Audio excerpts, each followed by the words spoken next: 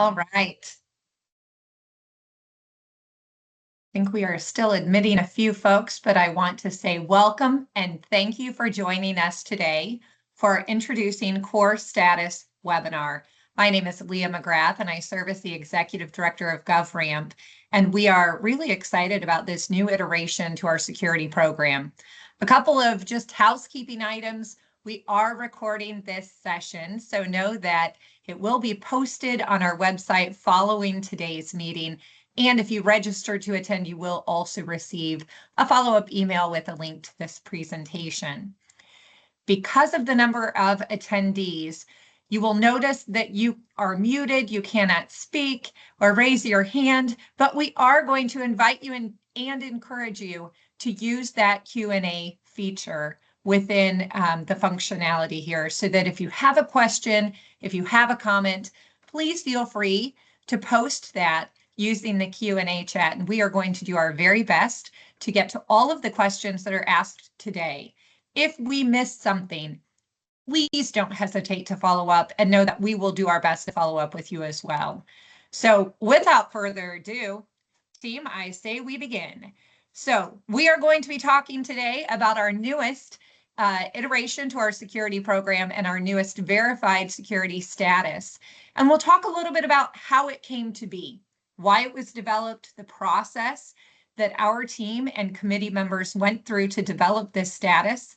We're going to give some use cases, what it's going to look like in action starting very soon. And then we'll hand it over to our PMO director, David, who can talk a little more specifically about the technical requirements, what to expect when you're working with the Program Management Office, as well as for those participating governments who may be interested in leveraging Core into your programs. And then finally conclude with Q&A. But like I said, if you have questions as we go, please don't wait to drop those into the chat, and we'll try to manage those to keep it relevant throughout the discussion.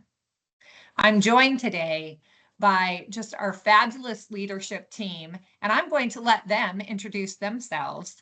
Usually I go over and just kind of assign my own made-up titles here, but really appreciate the work and the collaboration that we have.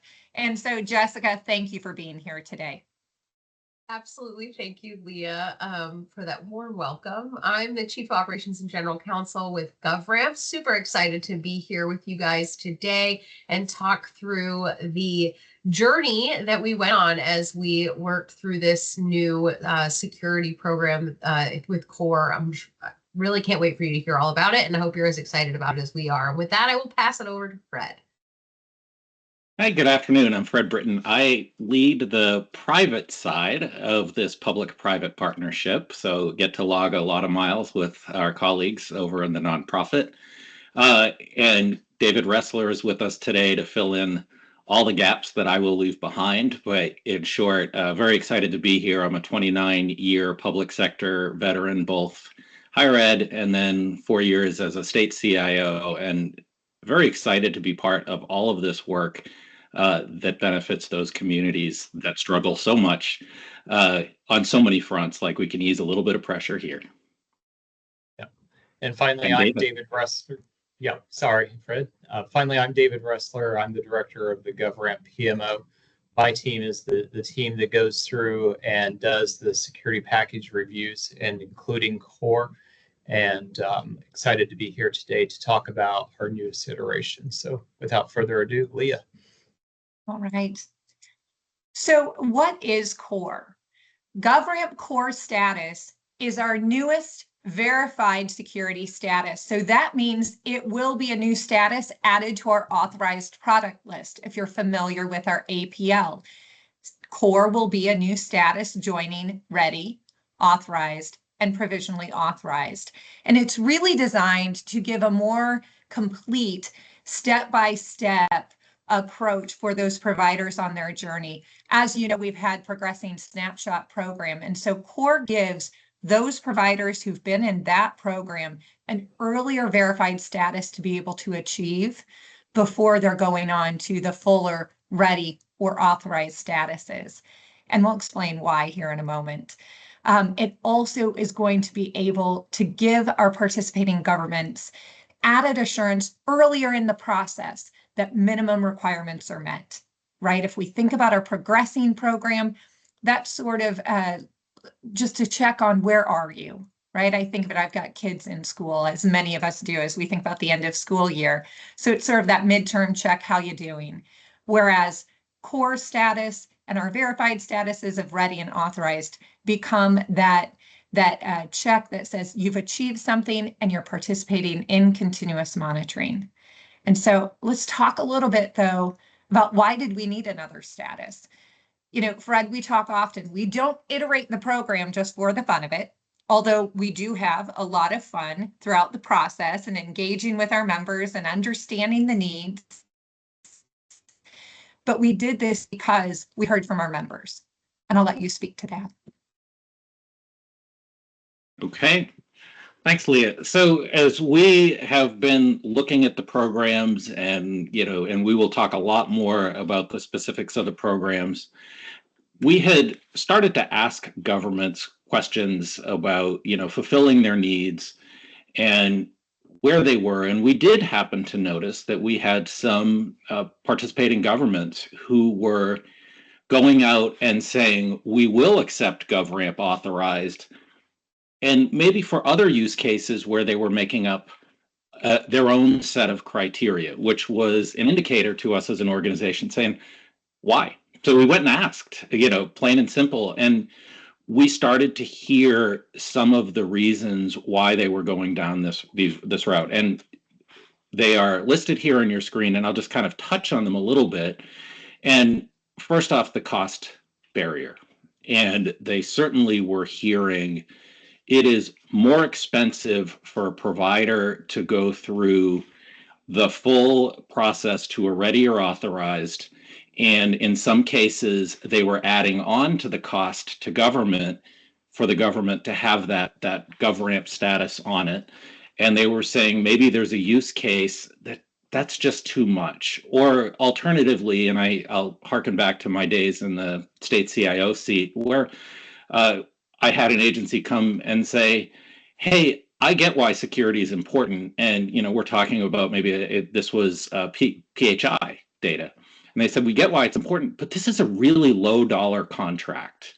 And then we have that conversation about, is the data any less sensitive because the dollar amount? And they were trying to find a way to work with, handle smaller dollar contracts, maybe smaller businesses that were in state, many reasons. And so they were also not just cost to government, but cost to themselves, saying, how do you keep that cost, keep it down? So that was an issue that came up. Many that were adopting progressing snapshot, which is we give a score and we help guide that provider to improve, but it isn't they're at 100%. Or even if they have 100%, do I know if they're slipping? There's no continuous monitoring. So that those were thought of as ways to get in to do work with government, but that next jump was high.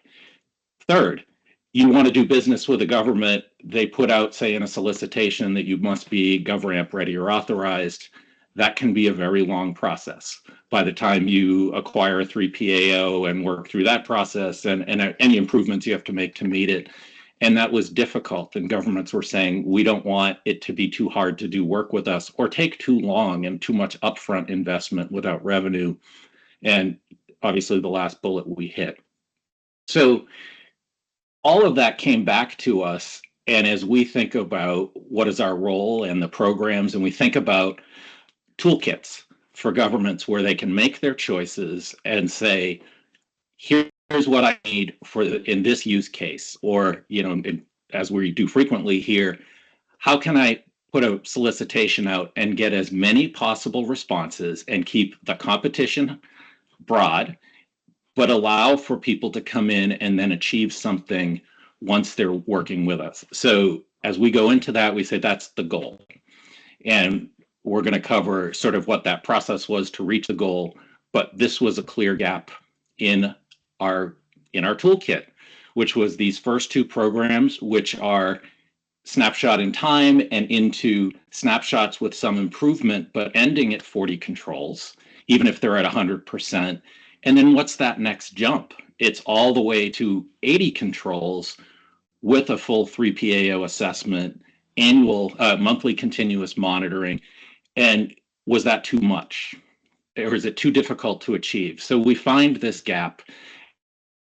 Hence, we then talk about use cases and where we're going to go next. So I will hand it over to Jessica, I believe, to talk a little bit about the procurement piece and the development piece.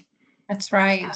So as we uncovered the gap, I wanted to talk a little bit about how it was developed. Because Jessica, your team, and David, your teams in particular, working with our participating governments and our providers, we hear a lot of feedback, as Fred just described. And so it really began, when we think about CORE, with our participating governments and the gaps that were expressed, as Fred just described. And so we started with them and we said, okay, well, tell us what you're doing to fill this gap right now. And we went and talked to our board. We talked to our steering committee. Actually, our first discussion with the steering committee was in July of 2024, when we first said, hey, we think there's a gap here, and had a great discussion with them. We took it to our standards and technical committee. We talked to our members about this. We do quarterly member calls. This has been a topic now for several quarters, the last two at least, as we've met with our private sector, our 3PAO, and our government members to understand the gaps and the needs, and really what would help satisfy that gap.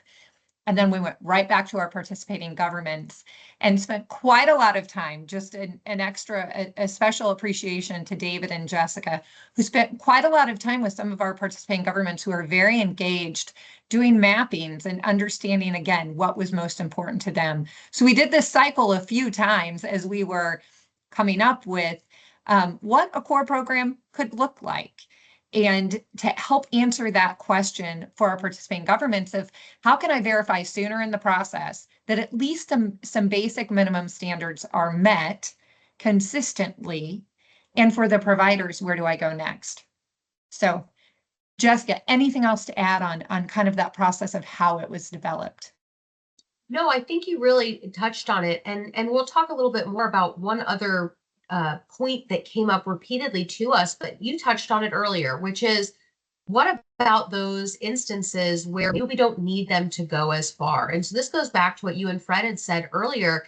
In those conversations with those participating governments, really hearing them and understanding what are the concerns or complaints they're hearing from their vendors, going back to our participating members and saying, hey, members, where are your pain points when you're working with procurements in the government realm? And really trying to find ways that we can do what I like to say that I think we do best, which is build that bridge between our participating governments and our member community to find a way that we are continuously growing our mission to increase the cyber posture of the nation, while doing it in a way that benefits all of us as a whole. So I think that this is really just a great example of what we do on a regular basis here whenever we roll out something new. Yeah, absolutely. Now, David, maybe walk us through, at least at a high level, and I know we'll get into some of those very specific requirements toward the end of this presentation, but at a high level, you can see how core status was designed to meet this and fill this gap. So David, I'll toss it over to you.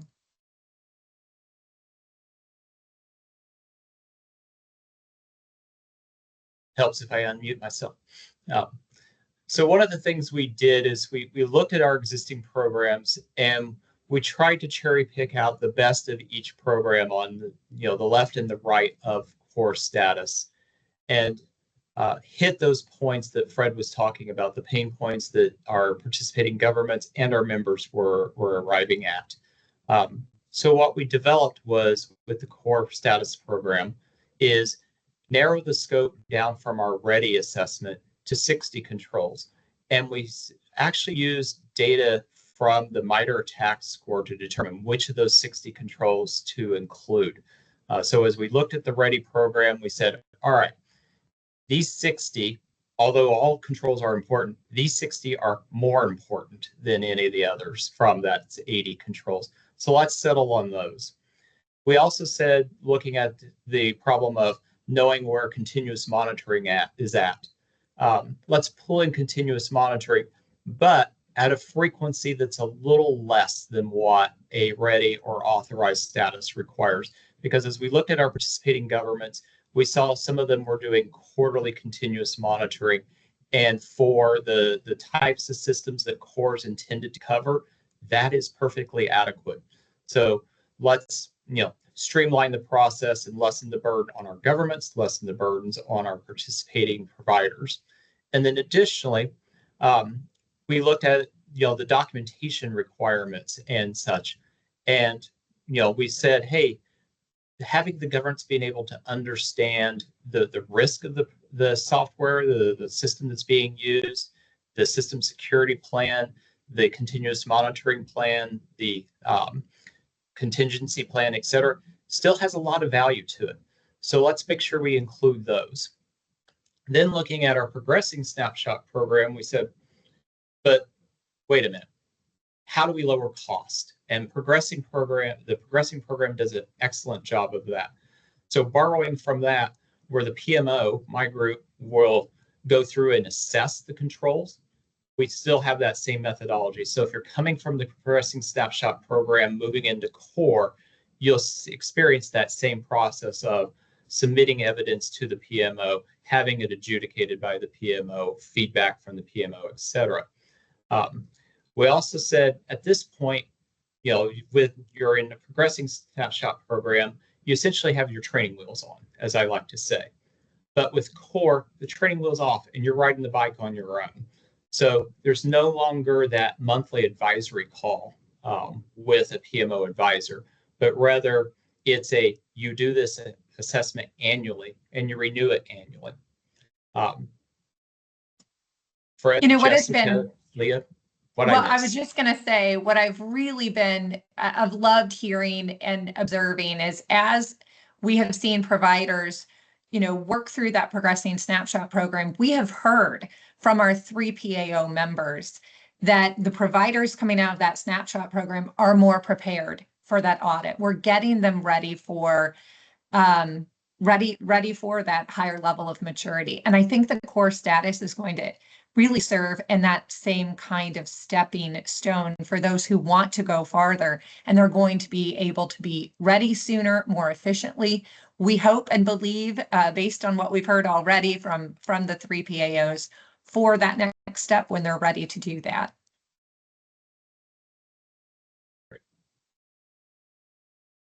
Jessica, Fred, anything else to add on just the program overview?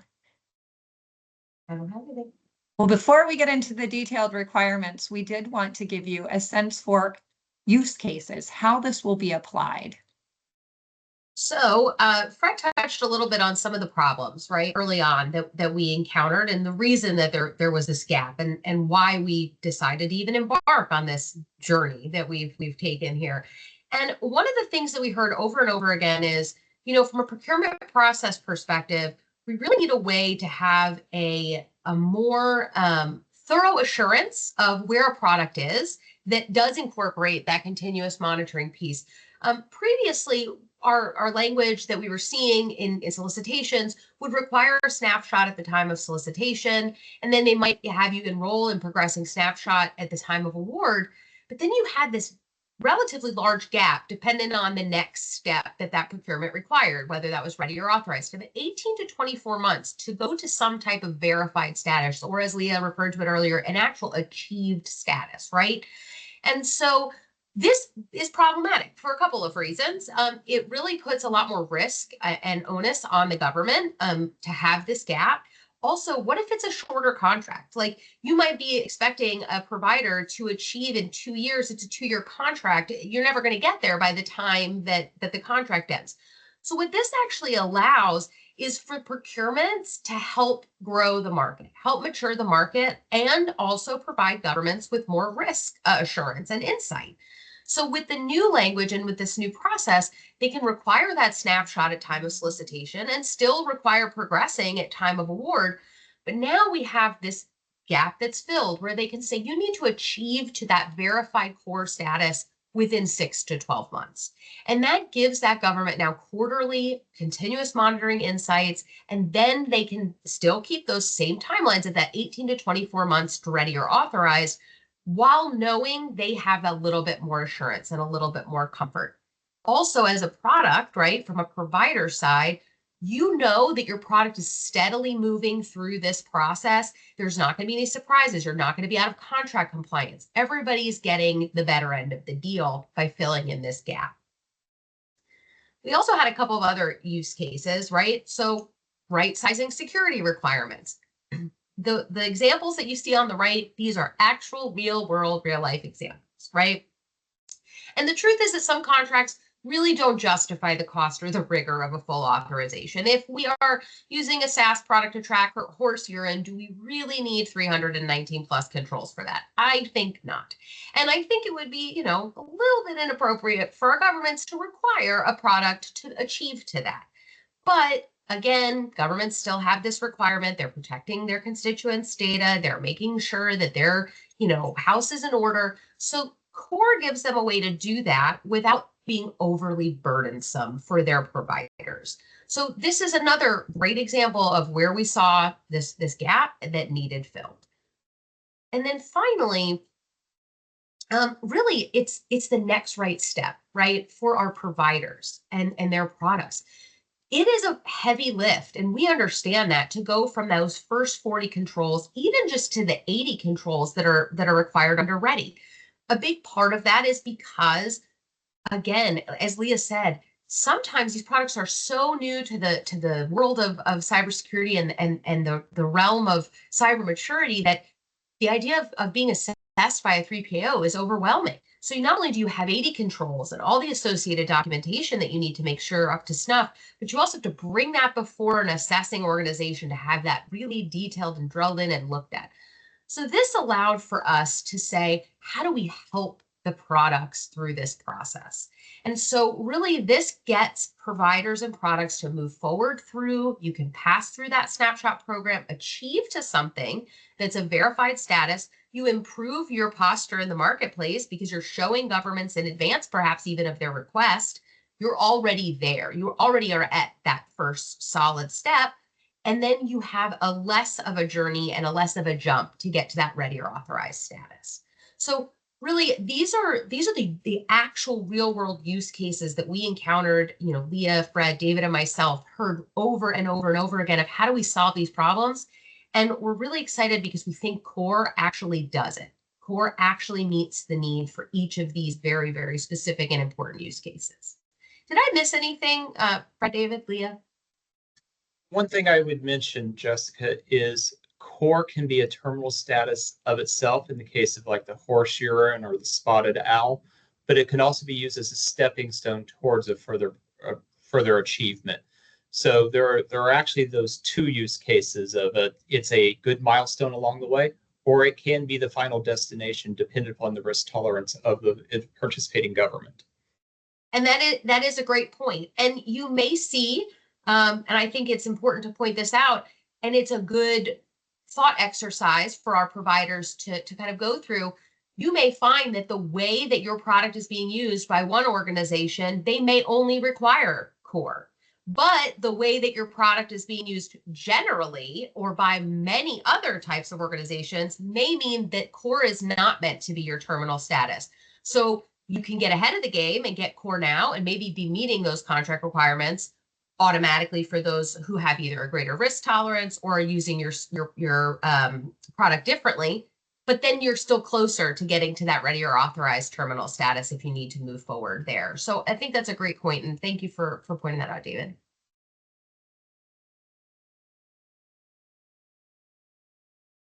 All right. So you're probably wondering what all is the documentation required for Core.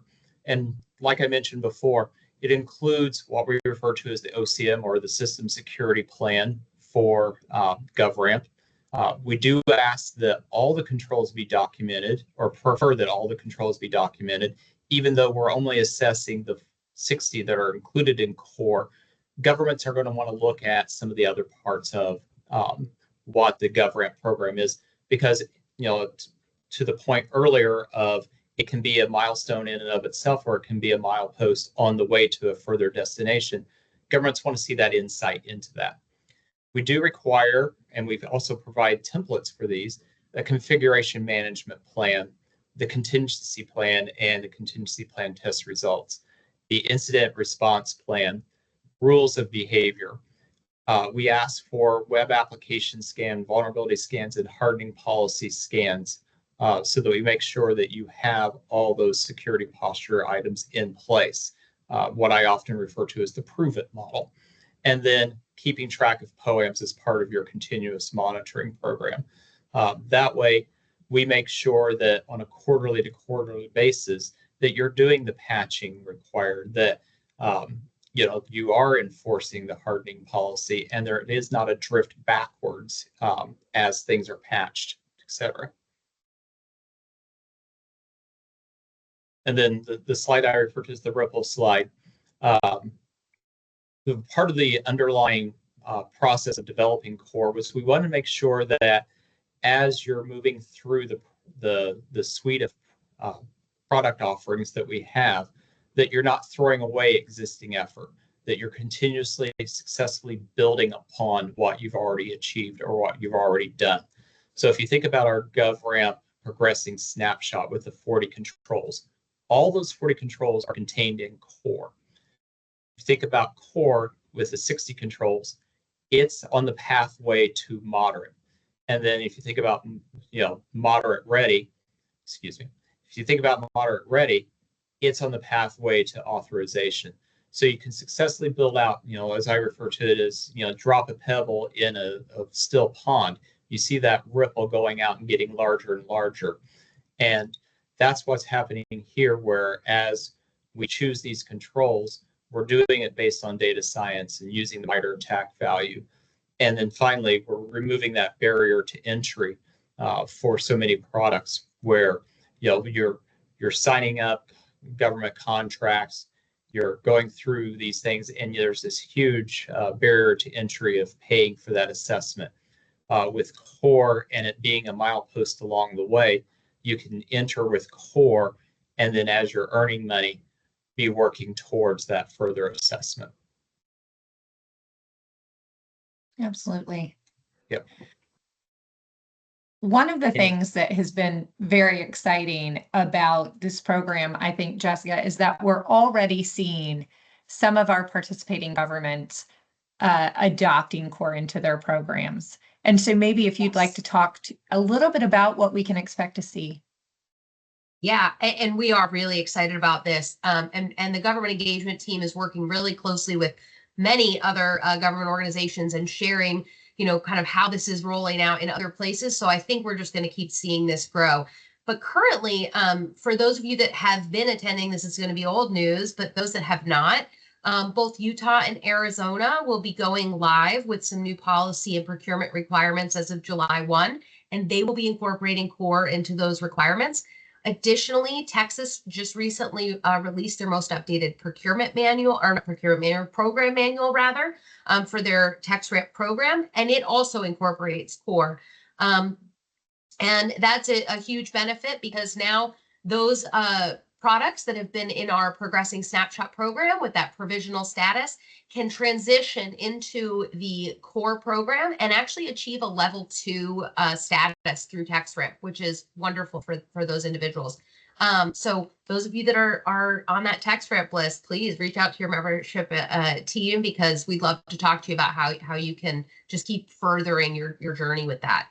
Additionally, with Indiana, I know there's a lot of questions around Indiana. We don't know fully how Indiana intends to roll out their new RAMP policy, but we do know that Core was a discussion point repeatedly during their town hall recently. So we anticipate that we're going to see some things around that as well. And we have several other state and local governments that, as I said, are evaluating this as they're building out their policies, both their security policies and their procurement terms and conditions, of how they want to incorporate this into that process. So I think you're only going to continue to see usage of Core grow for the various reasons we've stated here today. Absolutely. And again, you will receive this presentation if you're following us along, but if you're interested in seeing a little bit more, if you go to the participating governments link, or you go to our participating governments page on the website, click on the state of Utah, click on the state of Arizona, you can actually see more detailed presentations and information there.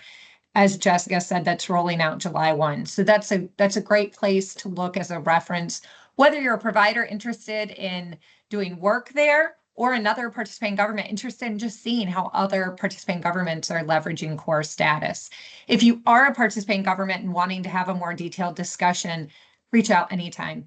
Jessica's team, it's that Get Government Engagement team at govramp.org is available to really, kind of meet with you one-on-one to walk through how core or any of our program elements can fit and serve you. All right. We are nearing the end of our presentation, so we have a few questions that have been posted in the Q&A. Now's your chance to add to that. If you have a question that you'd like to ask for the good of the group, we welcome those. But Fred, David, Jessica, before we hop into questions, anything else to add? All right. We have had a few questions. I'm going to, read. David, this one is for you. Are the policies and procedures required for the core requirements? They are included on the website, but didn't see them mentioned on the previous slide. Yes, they are. All right. And I think as David mentioned, we do have templates available for all of the different policies and procedures. So please feel free to use those as you're working through that process. We have another question. Where do we go to get the security controls for each phase? Great question. So on the govramp.org website, under and Taylor, please correct me if I'm wrong, but under our Rev 5 page are the templates to download, and we've consolidated the template for core, ready, and authorization into one simple template. That way, as I mentioned before, I don't like to throw away previous work. So as you're filling out the template and you're completing it for, the SSP template or the OCM template, as you're completing it for core, you just keep continuing adding on to that information for the further statuses of ready or authorization. Because what we wanted to do is we wanted to minimize the work on our participants. And we wanted to make sure that there wasn't an oversome burden of, I filled this out for core, now I need to transcribe all that information into a ready template. Now I need to transcribe all that information into an authorization template. As a service provider, a former service provider, that would annoy me. So we made sure not to do that. And what we did is we created a field in columns B, C, and D that can act as filters. So you can see which ones are required for core, which ones are required for ready, and which ones are required for authorization. I did just drop those links. So the individual who asked that question, that's dropped into the links and you have those. But for the good of the group, we'll be sure to include those links in our follow-up email as well. So you can go straight to our templates and resources page and for that templates for GovRAMP statuses that David mentioned. Great question. Here's another question, and Fred did add a comment here to answer, but for the good of the group, I know this is a question that we hear often, and that is this. FedRAMP has some requirements around U.S. citizenship. Does GovRAMP have any requirements around citizenship? Fred. So there's a best practice and then there's the formal answer. So within a GovRAMP authorized at the moderate level or one of the lower statuses within those controls of NIST, there is not a requirement for U.S. citizenship. However, many governments are electing to add that as an additional layer. It may vary by government and then even within individual governments by data classification and types, and also what federal compliance they may also be looking at within that type. So it's not a blanket yes or no as far as what should a provider do if they want to work with a government who's requiring a GovRAMP status. So you'll want to check that, but you can achieve those statuses without having all your employees be citizens, U.S. citizens. Thank you. Now David, back to you for this one. When doing core, will a 3PAO need to conduct pen tests, or can we use non-3PAO pen testers? And just pen testing in general, I know we've got some guidance out there. So yes, so core actually does not require a pen test at all. You do not need to use a 3PAO to conduct a pen test for core, but we do instruct governments that should they desire that a pen test be required as part of the solicitation, that they may do so optionally. So although core itself does not require a pen test for participation with GovRAMP, a participating government may elect to layer that on, much like Fred was talking about with citizenship requirements. absolutely. And I think that's really important guidance for our participating governments when that's something that is a desire. And then I did also drop in, if you go to, for folks kind of listening or interested just in our pen test guidance requirements, generally, we do have a guidance document out there that you can find on our templates and resources page. Okay, Jessica, this one's coming to you. How soon will y'all be offering office hours for the state of Indiana's GovRAMP, and is membership required to participate? So if you are a provider, membership is required to participate in GovRAMP, in the GovRAMP community. Those start at a basic membership, which, Leah, you can correct me if I'm wrong, I believe is $1,500. But we do have small and medium-sized business dues. So please, reach out to us. We can talk through what that looks like. I do not know when we will have Indiana specific ones, but my guess is pretty soon. The information that was relayed at the town hall is that they do have the intention to begin to roll out their new processes in July. And so given that, I anticipate that we are going to be having as many as we can, informational sessions between now and then. So we do regularly post those updates on the website. I am certain Indiana will also be making available some information through their channels as those things become put on the schedule. And so just, again, keep your ear to the ground there. If you wish, reach out directly to us, and we can put you on the list and make sure you are made aware of those as soon as we know about them. I wish I could give you a firm date today. I just don't have it. And I was going to say, because you're at this webinar, chances are you have registered to receive our communications. If you have not, if you go to our website, make sure you sign up to stay connected. And that way we can be sure to be communicating with you, and you'll receive those updates via our monthly newsletter, or as Jessica said, we update our events page and post those sorts of things on LinkedIn as well. So we'll try to keep you all informed, but those are some other places to be looking. If you are a participating government, or maybe you work for the state of Indiana and you want to make sure that you're receiving those updates, you can sign up as well. And membership, you can sign up as a participating government or an individual government member, I mean. So whether you are with a participating government agency or not, if you work for a public sector organization, K-12 school, higher ed, state government, federal agency, you name it, you can sign up at no cost as an individual government member, and that's going to give you access to our member resources, as well as the ability to participate in committees and give member feedback. So we encourage everyone to do that if you are here today representing a government entity. All right. There is one Yes. other one I saw. Scott had asked, do we see the rollout of the GovRAMP Core program influencing larger adoptions by participating or potential government organizations? And what I would say is all signs currently point to yes. This was very much a missing piece in the puzzle. And really, once we started having conversations with our governments to say, what do you really need that's lacking?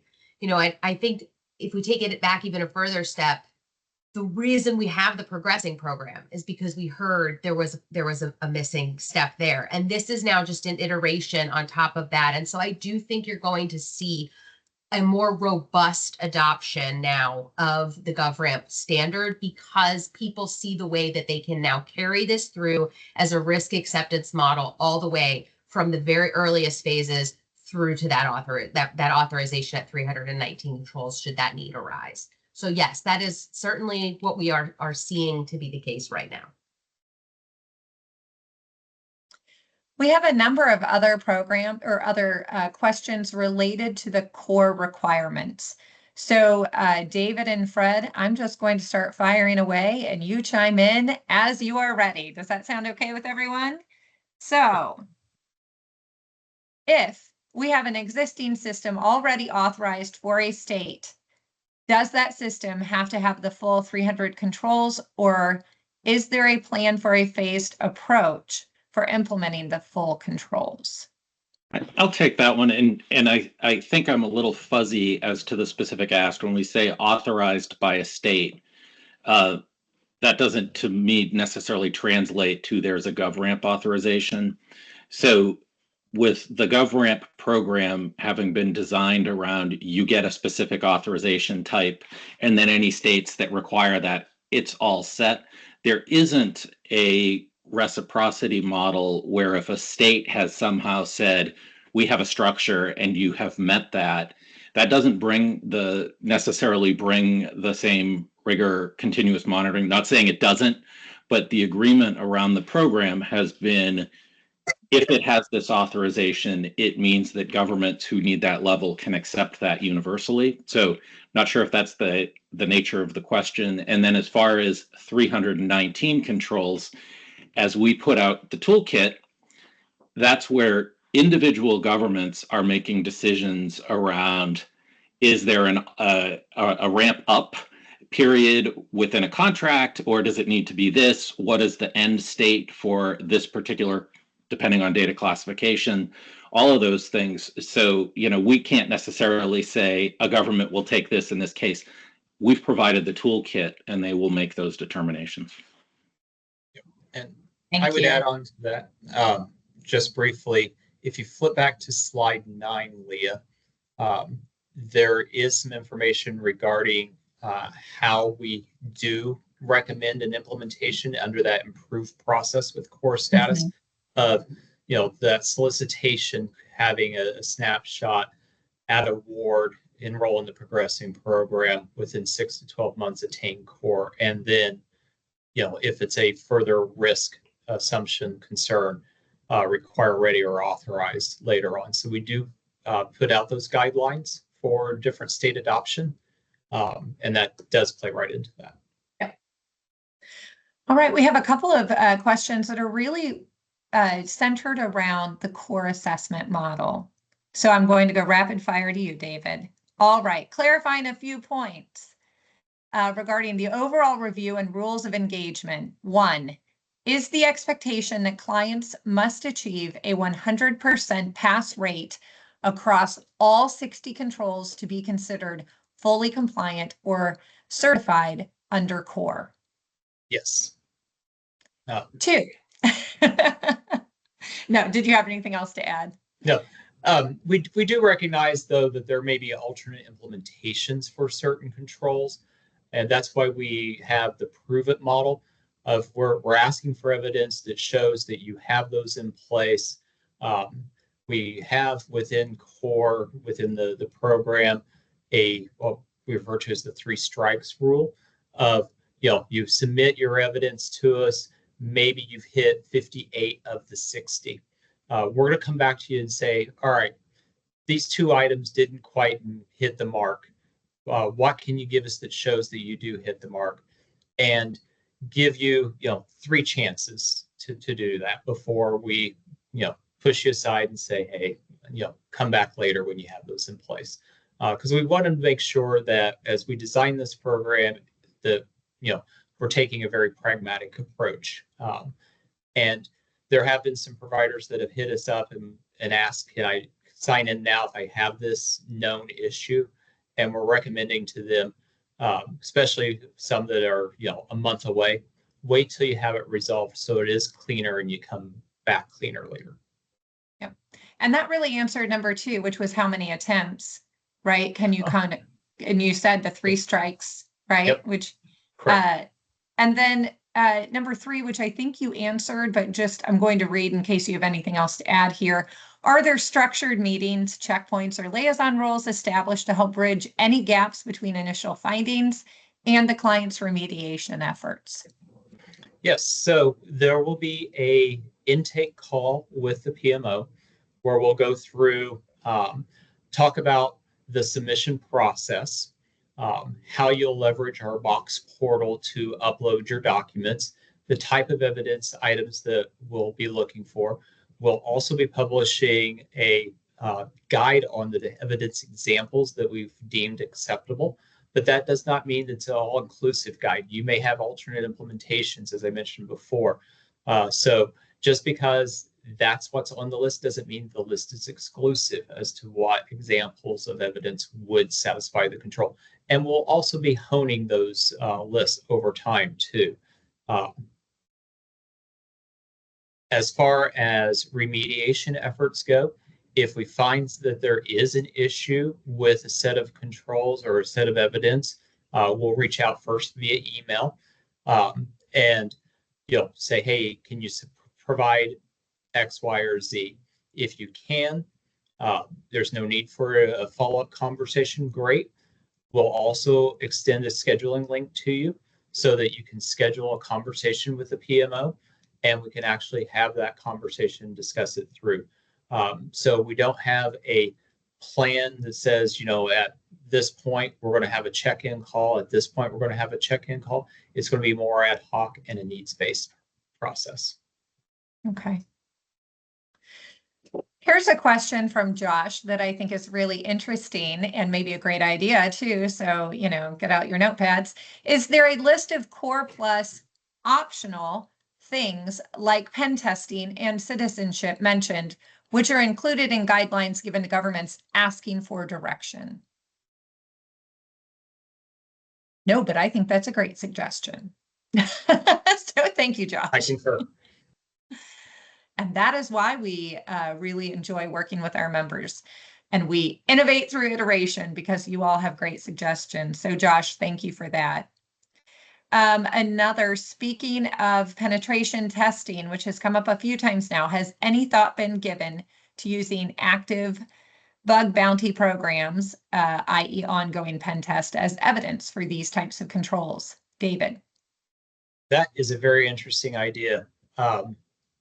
We have on the docket for later this year, going through our pen test guidance and modernizing it. I'll take a note to ponder that idea as well. Thank you for the suggestion. Absolutely. Similar question for residency. Do all of the employees have to reside in the U.S. or can work be done outside of the country if the data stays in the U.S.? Fred, do you want to give your answer, or David? I think David is ready to roll on. Yeah. So from the GovRAMP perspective, it does not matter. From individual states, the suggestion is check with your privacy officer, check with your contracts officer to make sure that you are compliant with their requirements. Okay. I would second that loudly. Thank you. Is there a cost to apply and achieve the core status? Fred, do you want to take this one, or I can speak to this as well? Yeah, I'm happy to speak to it. And I believe the fees are on the GovRAMP website, but there is the cost of an annual review, and there is a ConMon fee that is charged quarterly, since it's every 3 months as opposed to monthly. So those are the two elements. There is, and obviously there is also the annual membership fee to be part of the GovRAMP community. Mm-hmm. Absolutely. So I am going to drop in again. We'll include this link when we send this out to folks, but if you go to the GovRAMP website and you're looking for the information about the core status, if you scroll down to the bottom, you'll see information about those fees. We do have, as we do with all of our programs, reduced fees for our small and medium-sized businesses. So if you have questions about that, please don't hesitate to reach out and we can walk through that with you more detailed as well. Okay. I think we had another question come in. Great question, Kate. And this is, I'll just throw it to the whole team. We've had this question before. Is there an official GovRAMP definition of cloud? So I usually defer to the NIST definition of cloud. And I'm trying to remember which special publication that is, but if you Google the term NIST definition of cloud computing, NIST has a very excellent 3-4 page guide that essentially goes through 3 or 4 tests to determine if a provider is a cloud provider. I recall one of those tests is having on-demand computing power. And I forget, oh, thank you, Alan. Alan just sent me a note. It's special publication 800-145 that goes through the definition. But take a look at that because that's the authoritative guide that GovRAMP leverages when determining is it cloud or is it not.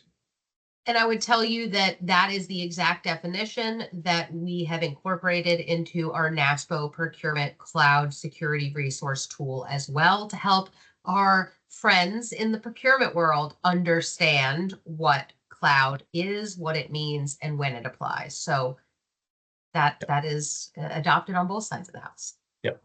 And we're happy to have a private conversation with service providers and or governments regarding, is this cloud, is this not cloud, and have those discussions with you and your constituents together. David, I'd like for you to speak to the prove it model here with this question. So I'm teeing you up. We have a question from someone who said to validate the core, is this a self-attestation? No. You take it from here. Yeah. So no, it is we are going to ask for evidence of satisfying each control. Sometimes that may be a screenshot. Sometimes that may be a system generated report. Other times it may be an interview question if we need follow-up. So as I mentioned earlier, and Leah reminded me here, we definitely have what I refer to as the prove it model. We don't want you to just say you do it. We want you to show us that you do it. We want to make sure that there is evidence that you live the life that is being attested to. Is there any guidance in that OCM that can be helpful for folks? So there is, we maintain in the OCM a column that's referred to as the NIST discussion, which actually kind of details what the intent of the control is. Additionally, with and leveraging some of the best practices that we learned out of our snapshot program, we have a separate document that details the types of evidence examples that you can provide. So when you look at the SSP or the OCM and you're looking at, okay, this control is required for core, you can look at that guidance document and say, oh, this is a screenshot. So thinking about access control and password policy. Give us a screenshot of your password policy of the complexity, for instance, to satisfy that. And we break it down on a control by control basis so that you can see the types of evidence that would satisfy this control. And going back to what I referred to earlier as the training wheel model, with our progressing snapshot, the feedback we've gotten from our 3 PAOs is with showing service providers how to present evidence, it makes the ultimate assessment for authorization or ready that much easier on the 3 PAOs and the service providers because they're already accustomed to how to present that evidence. Okay. Now we have a question that is near and dear to our hearts as well, because we are participating in the ongoing FedRAMP 20X working groups. And so Lauren had a question related. And if I can find it, I will read it to you. Sorry, I scrolled. FedRAMP has introduced plans to adopt AI to change the way reviewing controls work. Is this something that we are evaluating? Fred, would you like to speak to that? And then Lauren, we're going to invite you to our GovRAMP working groups. Okay. So I would say the answer to that is stay tuned. There are obviously a number of hurdles around that, particularly around privacy of models. And as the PMO, there are contractual agreements with GovRAMP.org that speak to where CSP data can go within the requirements of the storage, and that it must stay in that boundary. So thinking about using AI, where could it be consumed? And then sort of flipping back with some of our goals as well on that front is, as StateRAMP then became GovRAMP, initially launched, there was a lot of alignment with FedRAMP on the ready and authorized programs. And it was designed to make it easier for providers who want to be in both spaces. And as you can see, where our government participants have pushed us, is it also in these other types of programs where we have started to do things that didn't mimic FedRAMP, such as using MITRE and other approaches. So what we remain interested in is ensuring, to the degree that we can, that is, if FedRAMP goes through changes, we want to do our best to make this easy for providers when we can. So we're going to stay tuned on that. But as to specifically to the AI question, there's a lot of conversation with FedRAMP today, as some of you know, around automation and opportunities. And we see great opportunity, both standard automation as well as AI-based automation. But again, we know there is work on the provider side to do that. We do want to open up opportunities for that, to staying within the bounds of our own security, but also recognizing not all of our providers will have the ability to participate in those ways, and that we have to sort of keep a multi-threaded approach to not disadvantage folks that are already in the program. So we're sort of watching that trend, and there is also some AI work happening with GovRAMP that Leah, you can make the plug for it, that as we're considering in governments, everybody's all abuzz about AI, and governments, we have a task force that's looking at some key issues. And I think those key issues also need to inform the way we operate. If we sort of spin around and say we are also a service provider to government, and should be in alignment with their expectations as well. And I say their expectations, and providers should have expectations of us as to what we're doing. So stay tuned. And that is something I'm sure we will talk more about, and we will be, we certainly won't execute on anything without some broad-based communication. So I did just post into the group. Thank you for that. There are so many opportunities to engage as we continue to evolve our program to meet the emerging and evolving needs of our community. And so I did drop in somewhere, I think, maybe I started a discussion that I didn't mean to, but I did drop something into the chat so you can find more about our AI Security Task Force. It just kicked off last week. It is not too late to join us if you would like to join us. We certainly would welcome your involvement and participation. We are just entering the discovery phase now, and we will be bringing any draft recommendations that come out of this task force to all of you, to our members, before taking any further action through our committees and board. So take a look at that. I did post in one of the answers information about how to participate in our GovRAMP working groups.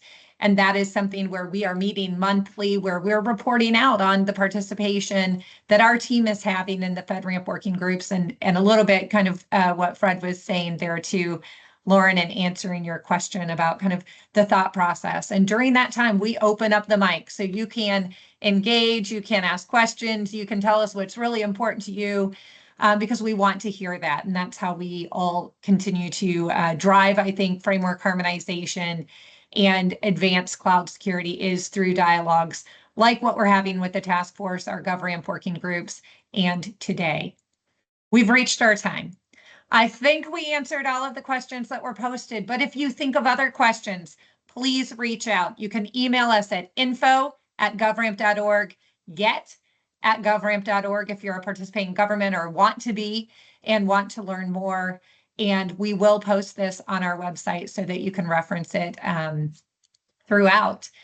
Thank you. David, Fred, Jessica, I'm going to ask anything else for the good of the cause. Thank you for hosting, Leah.